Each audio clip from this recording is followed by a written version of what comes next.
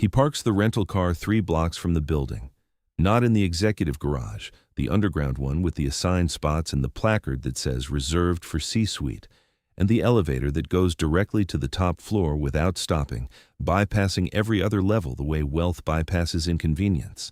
He parks in the public lot on Trenton Avenue, the one with the cracked asphalt and the chain-link fence, and the attendant in the booth who charges $14 a day and doesn't look up from his phone. His name is Anton Briggs. He is 47 years old. He is the founder and CEO of Meridian Logistics, a supply chain company that operates out of a 6-story building in a commercial park outside Newark, New Jersey. Meridian employs 420 people. It moves freight, not the glamorous kind, not Amazon packages or luxury goods, but the infrastructure of daily life. Pallets of cleaning supplies for hospitals, cases of canned goods for food banks, rolls of industrial fabric for manufacturers who make the things that everyone uses without thinking about where they came from. Anton started the company in a storage unit in Elizabeth when he was 26. He had a laptop, a phone, a folding table, and the particular kind of ambition that runs on coffee and fear in equal measure. The ambition of a man who grew up watching his father work double shifts at a plastics plant in Irvington, and who decided, at 17, that he would either build something of his own or die trying.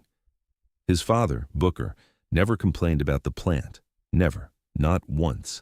He came home with his hands cracked and chemical burns on his forearms, and he sat at the kitchen table and ate whatever Anton's mother put in front of him, and he said, "Good day. Every day. Good day." As if the act of surviving a shift was sufficient grounds for optimism. Booker was not a simple man. He was a man who had been made simple by circumstance, who had been given one option and had chosen to do that one option well rather than do it bitterly. He'd grown up in Orangeburg, South Carolina. He moved to Newark in 1978 with a high school diploma and a reference from his pastor and $40 in an envelope. He got the plant job because a cousin knew someone who knew someone, and he kept the plant job for 34 years because he showed up every day and did the work and never asked for anything that the plant wasn't prepared to give, which meant he never asked for much. He earned enough to rent a 3-bedroom in Irvington, enough to feed his wife and son, enough to buy a used car every 6 years from the lot on Springfield Avenue. Not enough to save, not enough to be comfortable, just enough to be stable, which is a word that people with money use to describe the absence of crisis and that people without money use to describe the presence of discipline. Anton's mother, Yvette, worked the register at ShopRite for 22 years. She had a laugh that could fill a room and a budget spreadsheet taped to the refrigerator that she updated every Sunday night with a pencil that she kept behind her ear. The spreadsheet had columns for rent, electric, gas, groceries, insurance, and a column at the end labeled Extra that was almost always blank. The extra column was for surprises, a school trip, a winter coat, a birthday cake from the bakery on Clinton Avenue instead of the box mix from ShopRite. Yvette believed in the extra column the way some people believe in prayer, as a space reserved for something good that might not come, but that you made room for anyway. Booker died at 61. Lung disease. The plant didn't acknowledge it. The insurance contested it. The doctor said the lung disease was consistent with long-term occupational exposure, which is the medical way of saying that the plant killed him slowly over 34 years, and the paperwork was designed to make proving it as difficult as the dying itself. Anton was 23, 2 years out of Rutgers with a business degree, and a fury that he channeled the way engineers channel water, through systems, through structures, through the deliberate construction of something that would function even when the world outside it didn't. He built Meridian in his father's image, or tried to. The first 12 employees were people he knew, dock workers from Booker's network, drivers from the neighborhood, a dispatcher named Hendricks who had been laid off from a trucking company in Perth Amboy and who showed up to the interview in the storage unit wearing a tie that was 10 years out of style, and who is now the COO and still wears ties that are 10 years out of style and who considers this a point of pride. Anton paid them well, better than market, better than he could afford, because Booker had taught him, by the negative example of the plastics plant, that the first thing a company owes its people is enough money to live without fear. Meridian functions. It functions well. It generates $140 million in annual revenue. It has a reputation for reliability. In logistics, reliability is the only reputation that matters, because a company that says it will deliver 42 pallets to a distribution center in Allentown by 6 a.m. and delivers 42 pallets to a distribution center in Allentown by 6 a.m. is a company that gets the next contract and the next and the next. Meridian gets the next contract. But something is wrong. Anton knows something is wrong, the way a driver knows something is wrong with the engine before the dashboard light comes on. By feel, by vibration, by the absence of a sound that should be there. The company has grown from 12 employees to 420 in 21 years, and at some point during that growth, Anton doesn't know when, and that's the problem. The company stopped feeling like his. Not in the ownership sense, in the human sense. The distance between his office on the 6th floor and the warehouse on the ground floor has become a distance that isn't measured in stairs, but in understanding. He doesn't know the names of the dock workers anymore. He doesn't know the names of the temps. He sends emails that begin, "Dear Meridian Team," and he means it. But the word team has become a corporate abstraction, a word that covers 420 people the way a tarp covers a load, completely, impersonally, without touching any of it. The employee survey confirmed it. Satisfaction, 41%. Turnover, 29%. The exit interviews say the same thing they always say. Management doesn't see us. Management doesn't listen. Management doesn't know what happens on the floor. Anton decided to find out. Tell us in the comments where you're watching from today, because this story is about a CEO who built his company from a storage unit and then walked back in through the front door as a temp to find out who it had become without him. Monday, 7 a.m. Anton walks through the front door of Meridian Logistics wearing khaki work pants, a plain navy polo, and a lanyard with a temp badge that says, Antonio Reeves, temporary warehouse associate. The name is his mother's maiden name, Reeves, and his own first name, shortened in a way that nobody in the building would connect to the man whose full name is on the sign out front.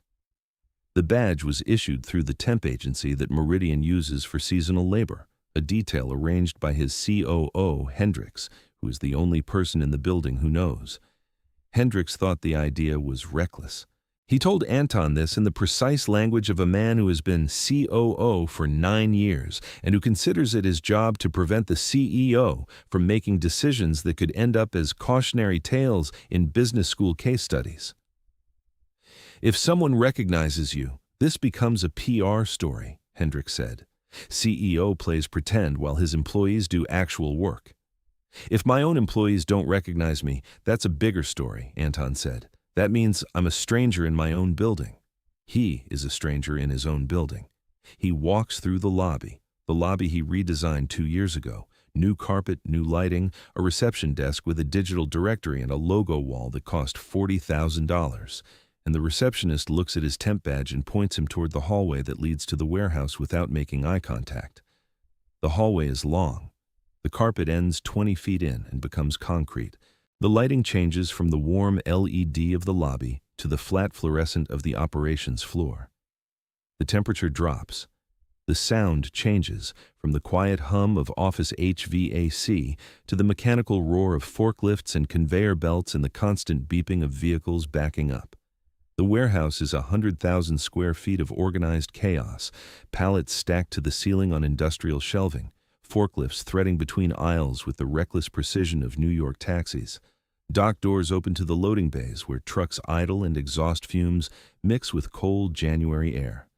The smell is cardboard and diesel and floor sealant and the particular chemical tang of shrink wrap being cut.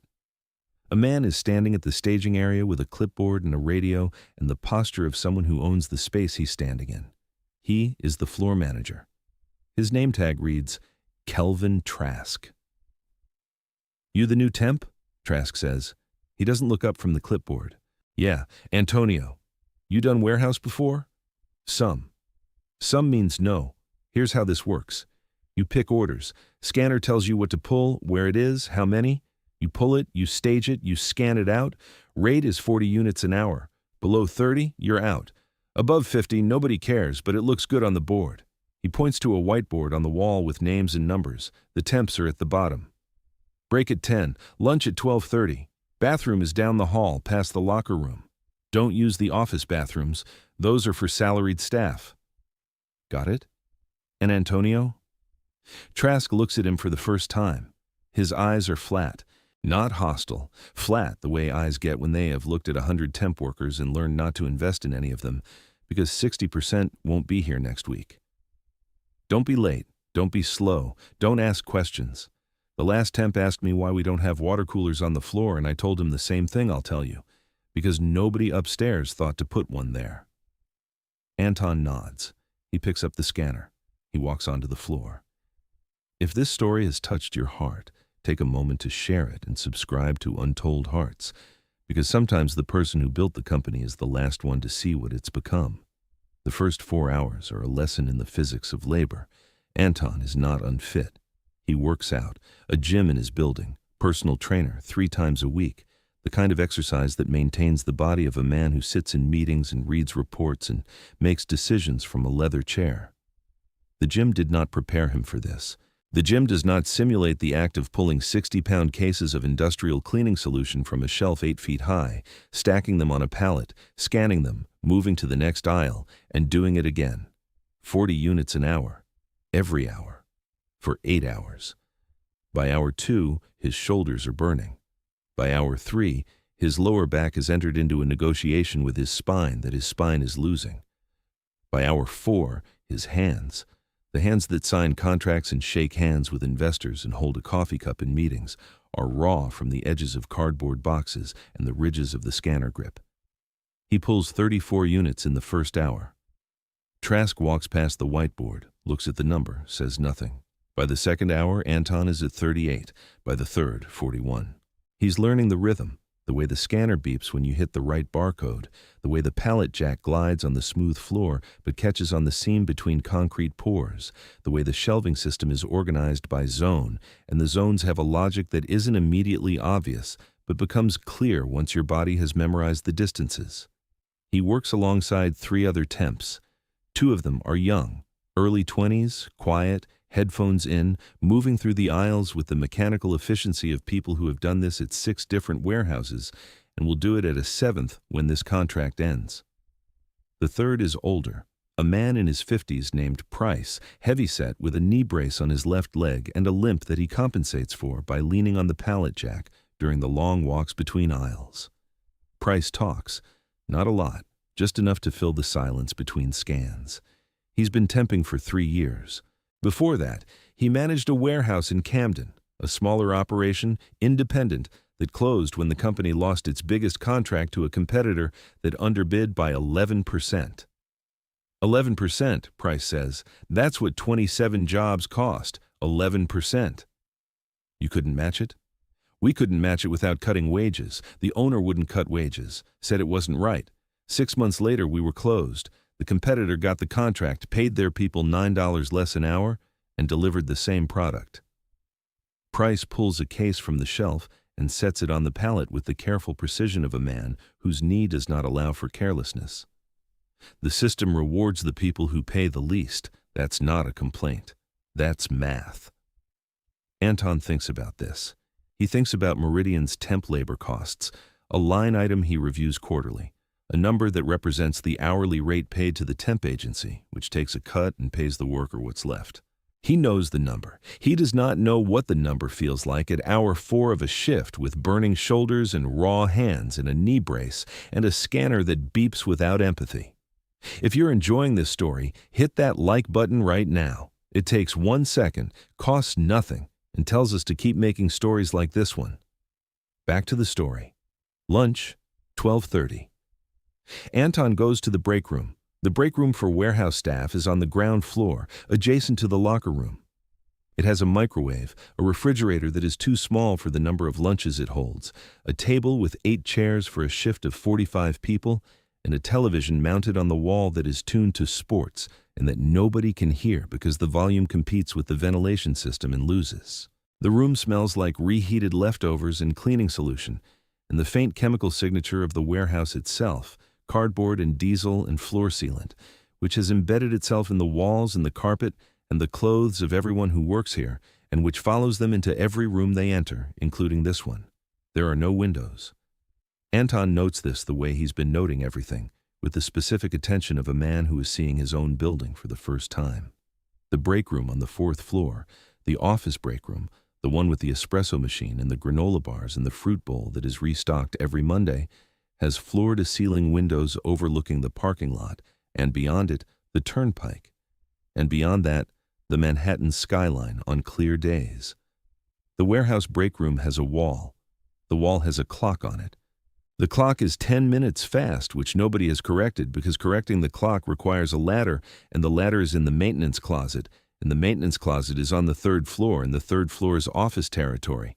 And the warehouse workers have learned, through 100 small signals, that office territory is not their territory, even though both territories exist inside the same building. Anton sits at the table with his sandwich, a bodega sandwich, the kind a temp would bring, wrapped in foil. Price sits across from him. The two younger temps eat standing against the wall because there aren't enough chairs. "How long have you been temping here?" Anton asks Price. "Meridian? 4 months. They keep extending me. I keep thinking they'll convert me to permanent, but," he shrugs. "Temps don't convert, not here. The full-time warehouse guys have been here for years. They've got benefits, PTO, the whole package. Temps get the hourly rate and a goodbye." "Have you asked about converting?" asked Trask. He said it's not his call. Said it comes from upstairs. Price looks at the ceiling, the universal gesture for the executive floor, for the place where decisions are made by people who don't carry scanners. Upstairs doesn't know I exist. Upstairs doesn't know any of us exist. We're a line item. We're the number that goes up in November and down in February. And nobody thinks about what happens to the people attached to the number. What happens to the people attached to the number? Price looks at him, the look of a man deciding whether to trust a question that most people ask rhetorically, but that this particular temp seems to be asking for real. What happens is we go home. We go to another warehouse, another temp agency, another scanner, another badge, another floor manager who looks at us like we're rental equipment. We do this until we're too old or too broken to do it anymore, and then we do something else. Except there isn't anything else, because the something else requires a degree or a certification or the kind of network that you don't build when you spend your career moving between warehouses. What happens to the people attached to the number is that the number goes away, and so do the people, and nobody notices because the next number shows up on Monday. Price eats his lunch. A container from home, rice and chicken, the kind of meal that a wife or a mother or a man who knows how to cook makes in bulk on Sunday and portions into containers for the week. He eats it with a plastic fork because the break room doesn't have real utensils. The office break room on the 4th floor has a full kitchen. Plates, bowls, forks, knives, a dishwasher. The warehouse break room has a drawer of plastic forks that the company orders in bulk, 500 for $12, disposable, temporary, like the people who use them. Anton eats his sandwich. The bread is dry. The ham is thin. It is not the lunch he usually eats, the lunch that his assistant orders from the cafe on the 2nd floor, the one with the arugula salads and the grain bowls and the cold-pressed juice that costs $11. After lunch, Trask finds him. Hey, temperature Antonio." "Yeah." "3rd floor bathroom needs cleaning. Someone from accounting reported it. I need you to handle it." Anton looks at him. "I'm warehouse. I'm on the pick line." "You're a temp. You're whatever I need you to be. Grab the supply cart from the utility closet and take care of it. 3rd floor, men's room, 2nd door on the left. I thought 3rd floor was office space, salaried staff. It is. And you're sending a warehouse temp to clean their bathroom." "I'm sending the available body. That's how this works. The cleaning crew doesn't come until 6. Accounting can't wait until 6. You're here. Go." Anton takes the supply cart. He rides the elevator to the 3rd floor. The elevator opens onto the office level. The carpet is back. The lighting is warm. The air smells like coffee and printer toner instead of cardboard and diesel. People walk past him, his employees, people whose salaries he approves, people who attend the all-hands meetings where he stands at a podium and talks about our Meridian family. and they don't look at him. They look at the temp badge and the supply cart, and their eyes slide past him the way water slides past a rock, around and through and away. He cleans the bathroom. He cleans the toilets and the sinks and the mirrors and the floor. He replaces the paper towels. He empties the trash. The trash contains coffee cups from the cafe on the second floor, the cafe with the $11 juice, and the irony of a man who usually orders from that cafe, now emptying its cups into a garbage bag while wearing a temp badge, is not lost on him. It is, in fact, the most expensive bathroom cleaning in the history of corporate America, because the man doing the cleaning has a net worth of $42 million and a degree from Rutgers and a company with his name on the sign and a fury in his chest that is building with every paper towel he pulls from the dispenser. While he's cleaning, two men walk in. They're mid-level managers. Anton can tell by the badges, the khakis and button-down uniform of the corporate middle, the particular body language of men who are above the warehouse and below the C-suite and who have calibrated their behavior accordingly. They walk past him. They use the urinals. They wash their hands. Poorly, Anton notices, which is ironic given that he's now responsible for the cleanliness of the surfaces they're touching. They talk while they wash. Not to Anton. Over Anton. Through the space where Anton is standing with a mop in his hands, as if the mop and the man holding it are part of the plumbing. "Did you see the Q4 projections?" one says. "Briggs wants another 12% growth. 12.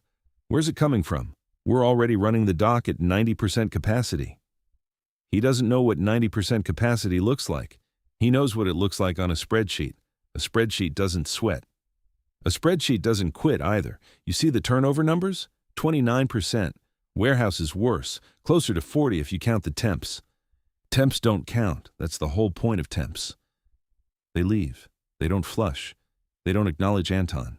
They walk out of the bathroom, talking about projections and capacity and a CEO named Briggs who wants 12% growth, and the CEO named Briggs stands in the bathroom they just left, holding a mop and thinking about the sentence "temps don't count" and what it means that this sentence can be spoken casually in a bathroom, in a building that has his name on the sign by men who draw their salary from his company and who have no idea that the temp cleaning the toilet is the man they are talking about.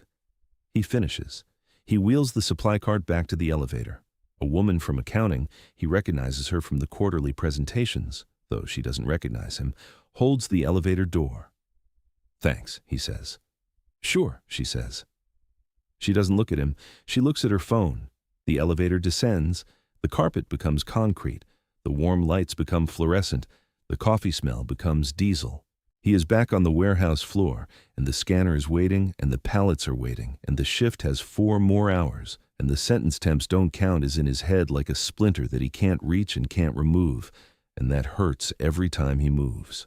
If Untold Hearts has become part of your week, consider joining the channel membership. A few dollars a month keeps these stories coming. Links are in the description. Now, back to the story.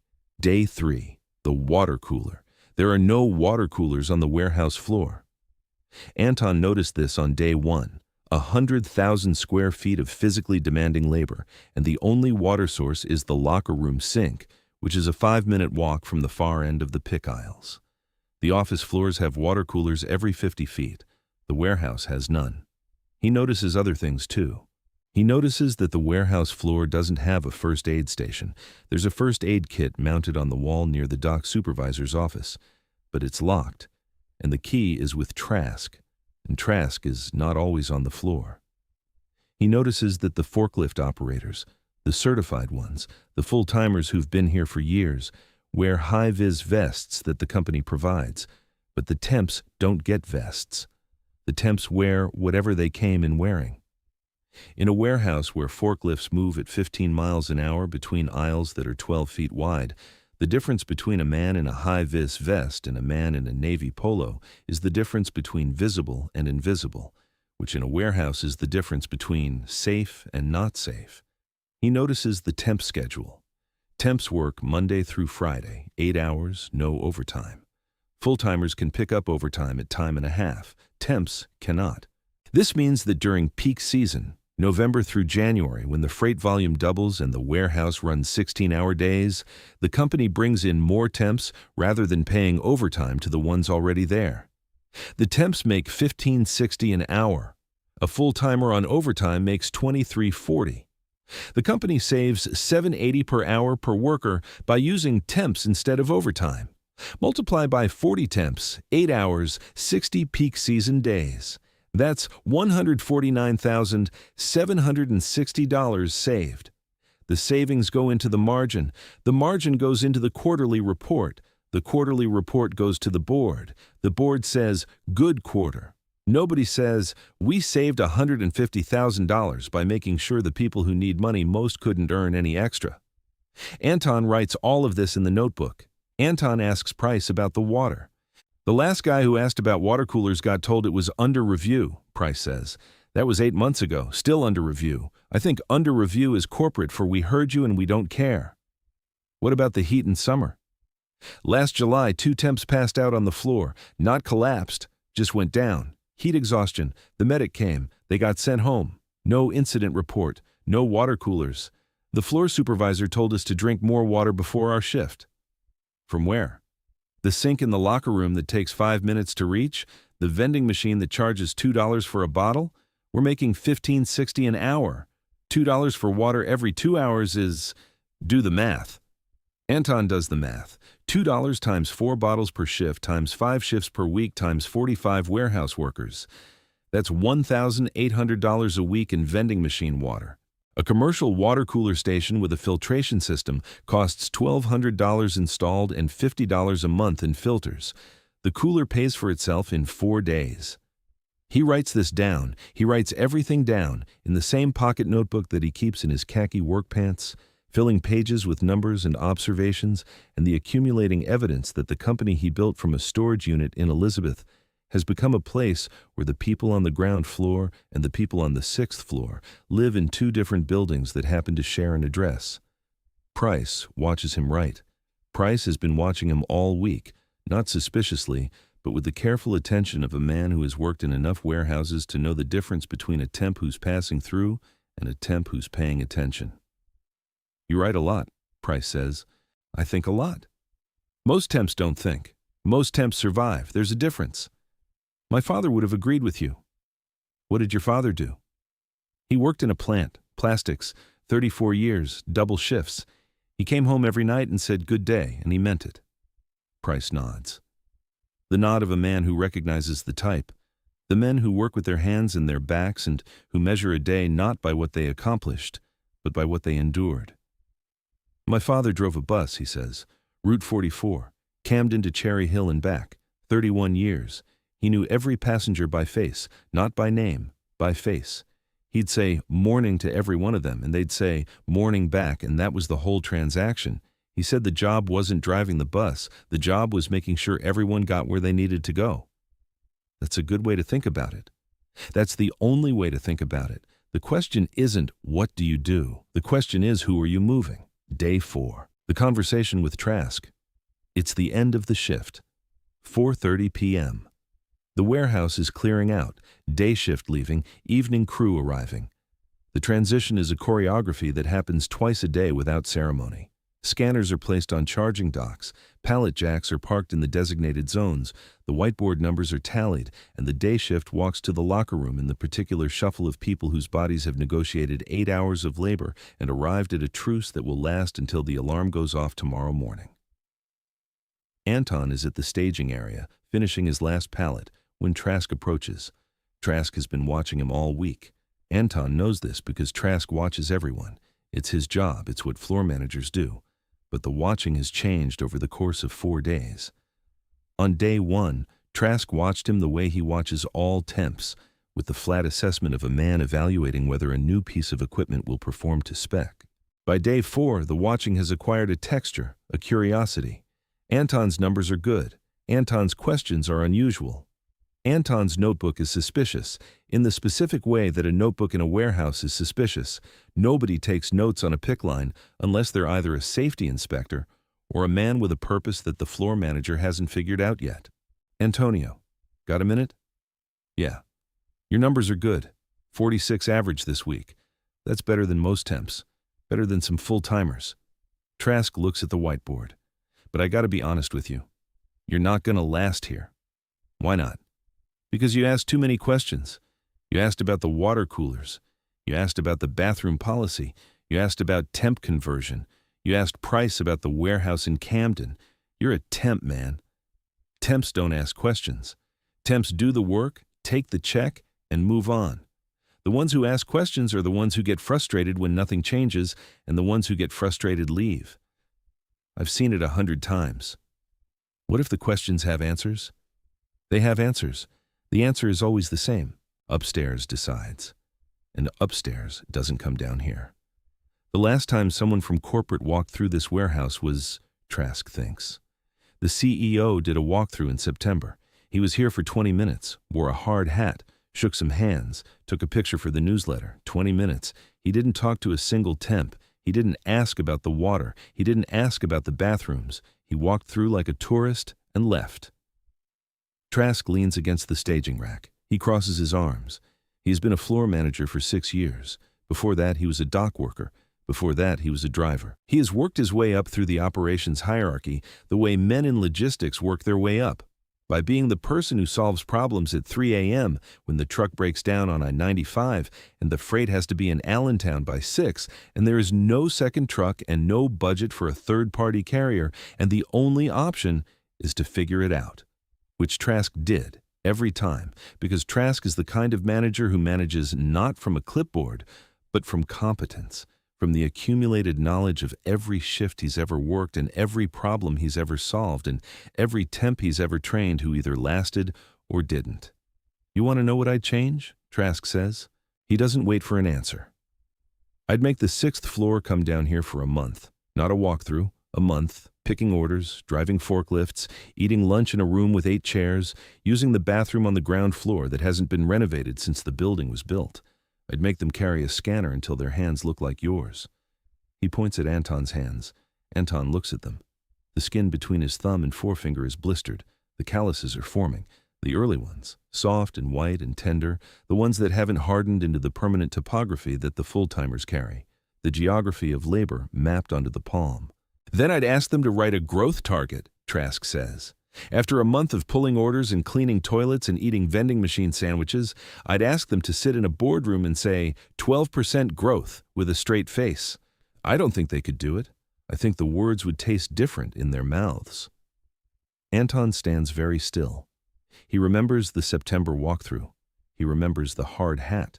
He remembers the newsletter photo, him standing next to a forklift smiling, the headline reading, Meridian CEO visits operations floor. He remembers 20 minutes. That's not good enough, Anton says. No, Trask says, it's not, but it's what we've got. Day 5, the reveal. Anton does not clock in as a temp on Friday. He showers. He puts on his suit, the suit that has been in a garment bag in the trunk of the rental car all week. He drives to the building. He parks in the executive garage. He takes the elevator to the 6th floor. He sits in his chair. Then he calls the all hands, 420 employees, the warehouse floor, the dock, the office levels, the cafe, everyone. He doesn't use the auditorium on the 4th floor, the one with the stage and the podium and the PowerPoint screen. He holds it on the warehouse floor. Dock door 4, rolled open, January air blowing in, folding chairs set up in rows between the pallet racks. He stands on a pallet, an actual shipping pallet, the kind his temps stack 40 units an hour on. He's wearing the suit. In his hand, he's holding the temp badge. My name is Anton Briggs, he says. I started this company 21 years ago in a storage unit in Elizabeth with a laptop and a phone. This week I came back to it as a temp named Antonio Reeves with a scanner and a badge. The warehouse is silent, 420 faces, some confused, some suspicious. Some, the temps, the dock workers, the people who carry scanners, are looking at him with the particular attention of people who have been told they're invisible and are now being told they were seen. I mopped floors. I pulled orders. I cleaned a bathroom on the 3rd floor because my floor manager told me to, and I was the available body. I ate lunch in a break room with 8 chairs for 45 people. I worked 4 days without a water cooler on a 100,000 square foot floor where 2 people passed out from heat exhaustion last July, and nobody filed an incident report. He looks at the crowd. He finds the 2 managers from the bathroom, the ones who talked about Q4 projections over his head while he held a mop. They are sitting in the 3rd row. They are not talking now. I listened to 2 managers in a bathroom talk about me, about the CEO, about the growth targets, while I stood 3 feet away cleaning the sink. They didn't see me. Not because I'm invisible, because the badge made me invisible. Because in this building, we've created a system where the badge you wear determines whether you exist. He looks at the temps. They are standing in the back, where temps always stand. I heard a man say, "Temps don't count." He said it casually, the way you'd say, "It's cold outside." And the worst part isn't that he said it. The worst part is that he's right. In the system we've built, in the system I built, temps don't count. They don't get vests. They don't get overtime. They don't get water that doesn't cost $2 a bottle. They don't get a pathway to permanent. They don't get chairs in the break room. They work the same hours in the same building, pulling the same orders, and they are treated like they are temporary, not just in their contract, but in their humanity. And that is my fault. He holds up the temp badge. This badge made me invisible, not physically. I was standing right here, in this building, walking these aisles, pulling these orders. But nobody saw me. Nobody on the office floors looked at me. Nobody said my name. I became a line item, a number on a whiteboard. And I want to tell you something. The fact that I had to put on this badge to understand what that feels like is my failure. Not yours. Mine. He pauses. He thinks about Booker. He thinks about the kitchen table in Irvington and the cracked hands and the chemical burns and the word "good day," spoken like a benediction over a plate of whatever Yvette had made. He thinks about what Booker would say if he could see this warehouse, the warehouse that his son built, the warehouse where the temps don't get vests and the water costs $2 and the break room has 8 chairs and no windows. Booker would not say, "Good day." Booker would say nothing. He would look at his son with the particular silence of a man who expected better, and the silence would be worse than any words. He pauses. The January air blows through the open dock door. It's cold. The warehouse workers are used to it. The office workers are shivering. Good, Anton thinks. Let them be cold for 10 minutes. The warehouse is cold every day. Here's what changes. Effective immediately. Water coolers on the warehouse floor. 4 stations installed by the end of next week. No vending machine markup. Free water. Filtered. Cold. Because the idea that people doing physical labor in a building I own have to pay for water is a failure of basic decency. Break room expansion. The 8-chair room becomes a 40-chair room. The renovation starts this month. Windows, actual windows cut into the wall, because no one eats a meal in a room without daylight. Not in my building. Not anymore. Temp to permanent conversion pathway. Any temp who has been here 60 days with satisfactory performance gets first consideration for the next permanent opening. Not a promise, a pathway, with a timeline and a contact in HR, and a name, a human name, not a department email. The bathroom policy is dead. Every bathroom in this building is for every person in this building. If you work here, you pee here. Anywhere, any floor, that's it. And the walkthroughs. The 20-minute hard hat tourism? Done.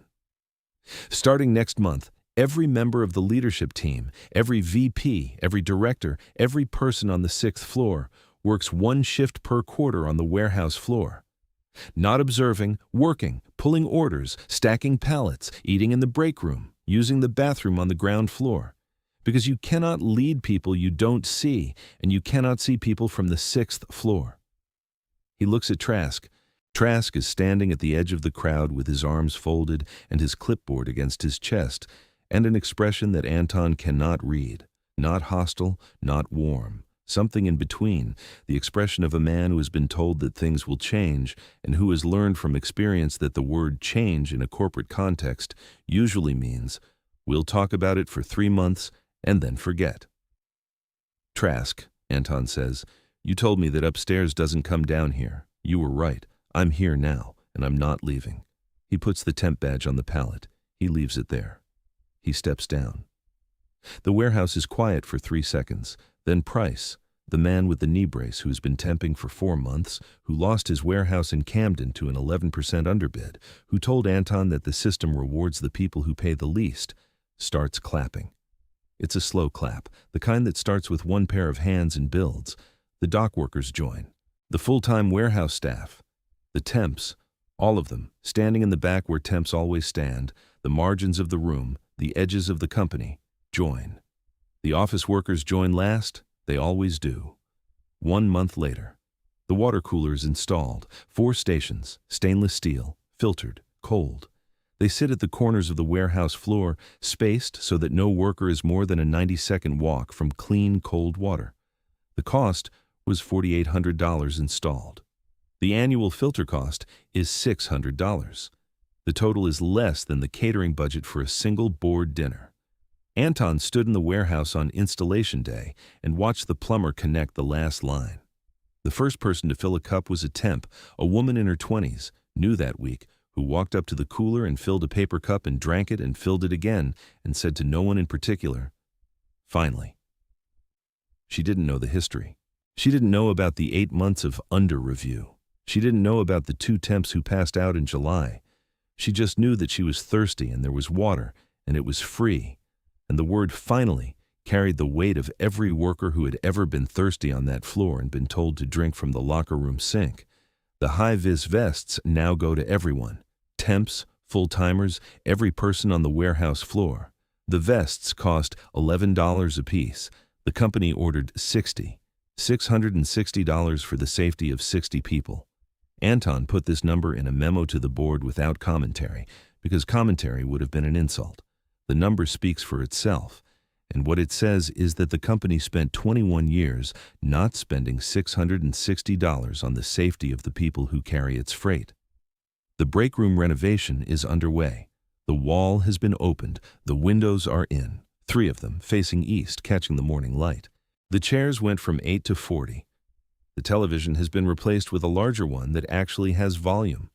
There's a coffee station, not a vending machine, a real station, with a machine that makes decent coffee and that is free because Anton calculated the cost at $2,000 a year and decided that $2,000 for the dignity of a hot cup of coffee was the best investment the company had ever made. The first aid station is unlocked. The supply closet key is gone. The bathroom policy is gone. Every bathroom, every floor, every badge. The overtime policy has been revised. Temps can now pick up overtime during peak season at the same rate as full-timers. Hendricks calculated the cost impact and presented it to Anton with the specific facial expression of a COO who disagrees with the decision but respects the man making it. "It'll cost us about $90,000 more during peak," Hendricks said. "That's the margin on 2 contracts." Anton said, "Then we'll get 2 more contracts. We're not funding our margin with the pay gap between people who do the same work." Price was converted. Full-time warehouse associate, benefits, PTO, the whole package. He walked into the break room on his first day as a permanent employee and sat in one of the new chairs by the new window and drank a cup of the new coffee and looked out at the parking lot where the sun was coming up over the truck bays. And he said, to no one in particular, "Good day." "Good day." The same words Booker said every night at the kitchen table in Irvington. The same words that meant, "I survived the shift. I'm here." The day was good because it happened and I was in it. Anton heard it from the doorway. He was doing his monthly floor shift, the one he mandated for all leadership, the one that the VPs grumbled about and the directors complained about, and that the warehouse workers watched with the skeptical amusement of people who have been promised things before. He was wearing khakis and a polo and carrying a scanner, and Price looked at him and nodded and said, "Your numbers are getting better, boss." 48 this morning. Not bad, for a CEO. My father could have done 60. Your father sounds like he could have run this place. He did run it. He just didn't know it. Everything I built because he showed me what work looks like when you respect it. Price drinks his coffee. He looks at the window. He doesn't say anything else. He doesn't need to. The coffee is hot. The window is there. The sun is coming up over the truck bays. And for the first time in 4 months, the man in the chair by the window is not temporary. Anton drinks his coffee. He looks at the window that wasn't there a month ago, the window that exists because a man in a temp badge cleaned a bathroom on the 3rd floor and decided that the people who work on the ground floor deserve to see the sun. The building is still his, all 6 floors. The sign out front still says Meridian Logistics. The revenue is still $140 million. The trucks still deliver on time. But the building feels different now, not because the water coolers are new or the break room has windows or the bathrooms are open to everyone. It feels different because the distance between the 6th floor and the ground floor has gotten shorter, not in stairs but in understanding, in names, in the particular knowledge that can only be gained by carrying a scanner for 40 hours and eating a bodega sandwich in a room with 8 chairs and cleaning a toilet that wasn't yours to clean because someone told you to and you were the available body. The temp badge is in a frame on Anton's desk. Next to it, a photograph of Booker, the one from the kitchen table, the one where he's sitting with his hands flat on the surface, his forearms showing the chemical burns, his face showing nothing but the quiet satisfaction of a man who survived the shift and called it good.